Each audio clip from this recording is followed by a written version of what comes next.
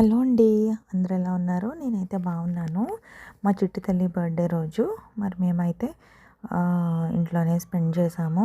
But sudden surprise ఏంటి అనంటే మా బ్రదర్ ప్రేయర్ చేసుకొని ఎవరైతే పిల్లలకి ఫుడ్ అయితే ఉండదో ఆ ఆర్ఫనేజ్‌కి అమౌంట్ అయితే ఇచ్చాడనమాట. ఆర్ఫనేజ్ వాళ్ళు ఫుడ్ డొనేట్ చేసినందుకు చాలా హ్యాపీగా ఫీల్ అయ్యారండి.